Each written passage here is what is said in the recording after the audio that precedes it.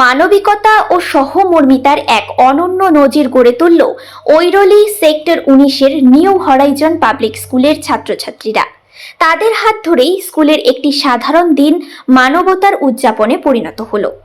Joy of giving এর পতাকা তলে স্কুলের প্রাঙ্গণ হয়ে উঠেছিল উদারতার কেন্দ্রবিন্দু, যা সমাজের সুবিধাপ্রাপ্ত ছাত্রছাত্রী এবং পিছিয়ে পড়া মানুষদের মধ্যে এক আত্মিক মেলবন্ধন ঘটিয়েছে।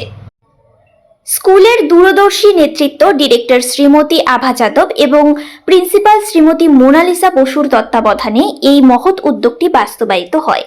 আমাদের দলকে আমন্ত্রণ জানিয়ে তারা কচিকাঁচা পড়ুয়াদের মনে সমাজ সেবা ও দান ধ্যানের বীজ রোপণ করার এক শক্তিশালী সূচনা করলেন। ছাত্রছাত্রীদের অভূতপূর্ব সাড়া আমাদের মুগ্ধ করেছে। দয়া বা করুণা প্রদর্শনের ক্ষেত্রে যে বয়স কোনো বাধা নয় তা প্রমাণ করে তারা বিপুল পরিমাণে দান করেছে নিত্য প্রয়োজনীয় মুদি সামগ্রী, পুষ্টিকর খাদ্যের প্যাকেট ও দুস্থ পরিবারদের জন্য জামা কাপড়। কাটোয়ান গ্রামের পাশে এই সাহায্য অত্যন্ত গুরুত্বপূর্ণ সময়ে এসেছে। আমাদের শুভানুধ্যায়ীরা সকলেই জানেন যে সম্প্রতি আমাদের সংস্থা মাথেরান পাহাড়ের পাদদেশে অবস্থিত কাটোয়ান নামক একটি আদিবাসী গ্রাম দত্তক নিয়েছে।